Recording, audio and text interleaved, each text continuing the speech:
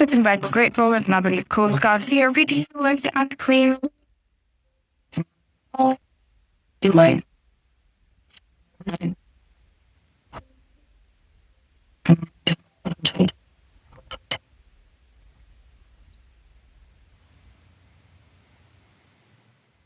Hello and welcome to Sea Views. I'm Julia Gosling, and today I'm delighted that I'm joined by Julia from ISWAN, and also I'm joined by Sophia Grant from Thomas Miller P&I Club. And the reason that we are together is that we're going to be talking about the new Allyship Campaign that's recently been launched in Maritime. So rather than me try and explain it, I wonder perhaps if I could come to you, Sophia, and just let me know a little bit about what this campaign is. Hi, yeah, the UK club decided to sort of get on board with the Allyship Campaign because really, rather than having lots of initiatives to support the seafarers, which I'm pleased to say that there are more now, there's lots more developing, we thought it would be really great to have a proactive campaign that we could support that would actually encourage people, not just seafarers themselves who are experiencing difficulties on board, but their colleagues and peers to be aware and alert about behaviours, mainly sort of seafarer-led, but also for the wider maritime industry. It just really promotes how important it is to be a friend to a colleague on board and just to look out for each other. I think really it's quite simple in a nutshell. That's lovely. And Georgia, this is something that your organisation, ISWAN, have been looking at, for quite a long time, psychological safety and so forth. What do you see this Allyship campaign representing? Hello, everyone. Thanks for inviting me to join. The inspiration for this campaign was actually a piece of research, which was all about welfare needs of women seafarers. So that research was looking at the challenges that women seafarers face when they go into port, because a lot of the facilities that are in port are designed for the needs of men seafarers. And so often when women go to port, they find that the kinds of things that they need or they want to help with their well-being and their welfare were missing. And the research also highlighted a lot of other challenges that women seafarers face across the board. So when they're on board their vessels as well. And we were approached by Thomas Miller and by the Seafarers charity. And they said to us, ISWAN, you're in a fantastic position because you are speaking with seafarers every day via your helplines, Seafarer Help and Yacht Crew Help. And you're hearing about them from the challenges that they're facing on board and ashore. And we feel like you're in a really good position to come and talk about not only the challenges that women seafarers are facing, but then, as Sophia said, what can their colleagues around them be doing to help?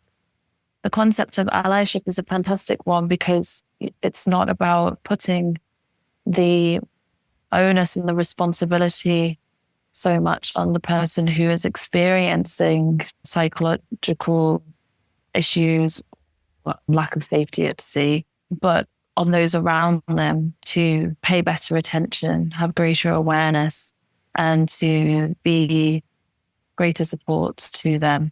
Ultimately, that then brings together the crew as a whole and helps to uplift everyone and create an environment that is more psychologically safe for everyone. Yeah, but it's a very powerful idea. It's a difficult thing to change because it's quite a cultural shift, isn't it? What are some of the solutions then that are being put forward as part of this campaign? Are there some sort of tools that, that you can give people to help them? For sure. I think it's really important when you're talking to the seafaring community or to maritime as a whole to, as you say, be very aware of the fact that there are a huge cultural, linguistic, generational, regional, a whole heap of differences across maritime. And so it's very good to be aware of that when you're developing any kind of campaign around any kind of international campaign. And then to try and come to people and use really tangible, practical, realistic, easy to apply solutions ISWAN, as part of this campaign, have developed 2 guides, one targeted at seafarers themselves and one targeted at maritime stakeholders, which provide just really simple, practical guidance and advice on how to be better allies at sea. And it gives examples of things that, you can say in certain situations, or how to diffuse tense situations on board, what kind of language to use, how to speak to someone who's experiencing bullying and harassment, how to ask them if they would like your help or not. The word that comes up quite a bit, just in this little chat as well, is the word simple. And I think that, often things are overcomplicated or made very complicated, whereas it can just come down to something quite basic. And the guides that have been produced are very helpful in that respect, because they give a different perspective from perhaps the chief officer, the captain's role, to other people on board, different ranks. But ultimately, we're all human beings. So actually, there's lots of tips there that we can use, in everyday life, in any interaction, basically to be, aware and alert as to what's going on around you. And if you see an example of where you feel, oh, I think that made that person feel a little bit uncomfortable there, just to be alert to that as to what's happening. And maybe if it was an interaction with 2 people where you can take one aside and say to them, are you feeling okay? You looked a bit uncomfortable, show a little bit of kindness and care to that person. And in the same vein, if you feel brave enough, go and approach the person who made that comment and say, I don't think that the other person liked that, or I don't think they felt comfortable about that. Maybe you want to rephrase that in the future. I really appreciate it's something difficult to start, perhaps. But I think once you do start doing it, it actually becomes easier. It's like a ball, like a snowball, you get momentum. Yeah, that's interesting. And there's these, guides that have just got some of this that you're saying. I'll put links to that as well in the show notes if anyone wants them. Yes. And these are practical things that you can start doing step by step. Anyone could on board. It's interesting, isn't it, that, the industry seems to be much more open about talking and dealing with psychological safety and recognizing how important it is. Sophia, I think you've probably seen some real changes in that in your time working in maritime insurance and so on. Yes, definitely, because this is my 33rd year in maritime and P&I this year, but definitely I don't even think the subject would have come up 15 years ago. And it's a bit like mental health. I draw a lot of parallels to that, because when that first came up, people were sort of almost a little bit like there was a feeling like mental health, oh, what's that got to do with anybody else? That's to the person, isn't it? And this is very similar, where it's not all about the person being in control of it. It's sometimes things are said or done that you don't ask for, you're not prepared for. So there is an opportunity for other people to influence the mental health as well as the safety on board. Definitely in the industry, some of the initiatives that we've seen pop up have been great. I've become really involved in mental wellbeing initiatives with the Sailors Society and with Mission to Seafarers, who do a safe talk, suicide prevention training, and also with Stella Maris for supporting the crews directly through chaplain visits, etc. So I think all of these things are wonderful that they're being looked at, and even just the fact that we are here having a podcast, talking about this subject, it's a breakthrough. We know from the research, and if you know anyone who works on board, you just know that it is damaging. People who are suffering, this is not woke culture. If anybody wants to throw that out at this kind of initiative, this is actually damaging to people's work, careers, mental health. We need to reclaim the word woke anyway. Yes. There's nothing wrong with being awake to the realities and problems in the world. It's the meaning has been muddied as though it were a negative term. I never really understand that. And certainly from the physical side, because I deal with both the physical and mental health aspects of well-being in my role. And definitely we can see that, physical health is often impacted by mental health and mental well-being. If you're not happy emotionally, you're very likely to get some physical symptoms arising, particularly if you're exposed to prolonged stress and you become chronic stress. For anybody who doesn't believe that, a little simple example is if you're happy and you see somebody that you like who makes you happy, your face glows. Now there's a physiological response, if you like, a physical response to an emotional feeling. You blush or your face glows, you feel happy, you feel maybe warm inside. That just shows you the power of emotions that they have over our body as well. So, it's very important to deal with these aspects, no matter how simple they may feel. And actually, thinking about simple again, some people might brush them off because they're simple. They might just say, oh, come on, everybody does this or whatever. But no, sadly, I see that it's not commonplace everywhere to be a good ally. So we need to encourage it. Yeah. And it's really good that you've got that perspective that it is just part of health. It's physical and mental together is needed. I know this is probably just the start of turning the tide, as it were.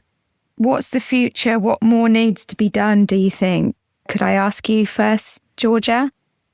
I think there needs to be a buy-in at the different levels. So this can not only be something that seafarers are responsible for, it can not only be something that leadership is responsible for, or shipping companies, or management companies.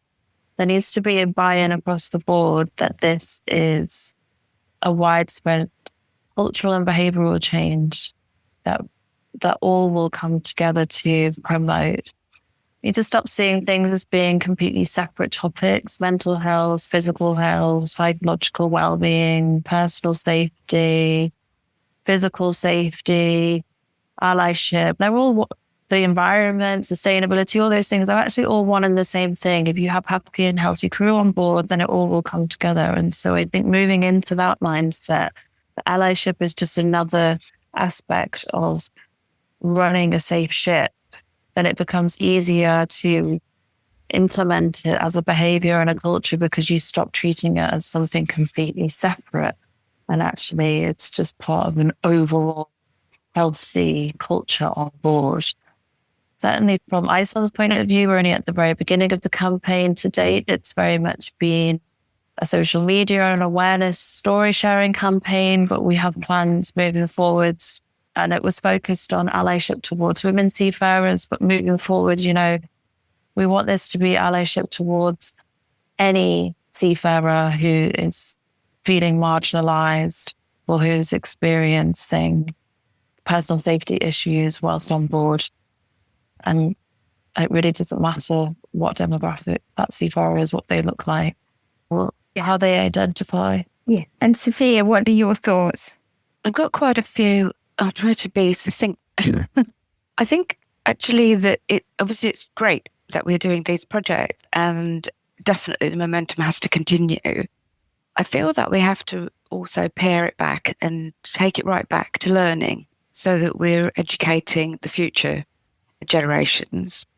So there's lots of reasons why we need to do that. And that is that we need to make this industry that we work in future-proof.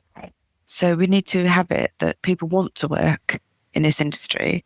We don't want to make it that it's exclusive only for men or only for certain nationalities or locations or anything. We want to make it so anybody in the world in any situation thinks, well, actually, I wouldn't mind going to work on a ship, wouldn't mind, going into maritime, that yes, it appeals. We don't want to have all of the negatives, because quite often, like any industry, I guess, all you see on the news is the negatives about maritime instead of the good things. There's so many good things about working in maritime. Why would I choose to be in an industry for 33 years if I didn't love it? And, and I'm not a seafarer.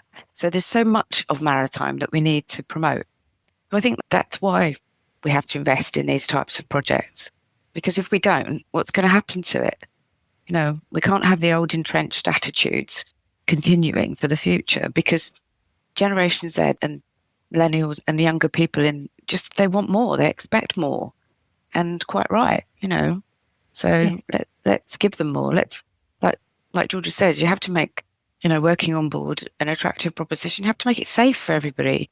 you wouldn't want to send a child of yours or a relative, a loved one, into an environment that you know is going to be unsafe for them. So it's in everybody's interests, that's all. It is about the future, isn't it? I really hear that. I know that we talked about some of the tools, and I definitely signpost those guidelines. And obviously we'll look out for, more communications from this campaign as well as we go along. And there's lots to do. Touching on what you just said, Sophia, about you've worked in the industry for 33 years. I've worked in maritime for 20 years or so. And I've never served on board a ship, but I've worked in maritime which is a very male industry. I wanted to just also highlight that I've got some amazing male allies in maritime who've always held me up, treated me exactly the same, respected me for my professional skills. And I think that's important to also kind of look at the positives, that there are great allies out there and they should be the role models. Yes, totally. I think I've got quite a lot, like you say, working in a male-dominated industry. There are a lot. I think back, there was one many years ago. If they listen to this, they'll know who they are. I'm not going to name names, but who identified me for the role that I'm doing now, which I've been doing for 20 years. And at the time I said to them, I don't know anything about that. Why am I, why would I be good for that? And they said to me, when you believe in something, you don't need to sell it. You just really tell it from the heart. When you believe in it, you just run with it and it shows. And they had the faith in me to push me forward to do something. So they saw something in me that I didn't see in myself at the time. They chose well. Well, yeah, it's done me okay. And there's been moments where I thought, oh my God, what am I doing? at the beginning, there's always those times. But again, allies, people that I went to for advice. And that's it. And I have to say, big up to, UK Club for that, because it's always been a very open environment to go and ask colleagues. There's no silly questions. You can always just go up to someone and say, hey, I've never heard of this word. What is it? I've never felt a stigma at all about being myself and asking when I felt like I didn't know something. So, yes, that person was huge for me at the beginning, really encouraging me on. And I'm lucky that I've had quite a few managers and leaders who have been real leaders, not just managers, who have been real people and not just task, because that's something that is often overlooked, that people get promoted because they're good at task and not necessarily about leading people. And, if you get someone who's good at leading people, then they can learn the task, Yes, exactly. No, it is good to have some positive role models that we can, say, look, we can hold them up. Just that you're touching on an important point here in general about the campaign is that I think something that was very important, not only to ISWAN and to the funders, but also to the seafarers themselves that we met with, because we held multiple focus groups with seafarers and with, industry stakeholders as well for the development of this campaign, because we wanted to make sure, we weren't developing it in isolation, that we were actually talking to those people who are affected by these issues and who would be responsible for trying to affect change. And it was really coming through very strongly how important it was that this be a positive campaign, that women seafarers don't constantly want to be talking about the challenges that they face and to be singled out as other, and nor do they want to feel that they are bashing their male colleagues or pointing fingers of blame, that actually this is about a bringing together of different gender identities, different roles, different ranks, different industries, even coming all together. That's what allyship is in essence. It's uplifting one another. And so, yes, the sharing of positive examples of allyship, the sharing of positive stories, positive behaviors, best practice, all those things are very much the future of this campaign moving forward. Excellent. Well, I think on that positive note, on a challenging subject, I think that's a good time to look forward to the rest of 2025, and we'll look out for more from this allyship campaign as it moves on. And I'm really thankful that both of you, with your perspectives, Georgia and Sophia, that you both joined me today. We have to leave the bridge now. So I'll ring the bell and we will head off to our respective day jobs for the rest of the shift. Thank you so much for joining me. Thank you for inviting us. Thank you very much. I'm very grateful if nobody in the Coast Guard here really worked out for you. Flaring. And the wanted.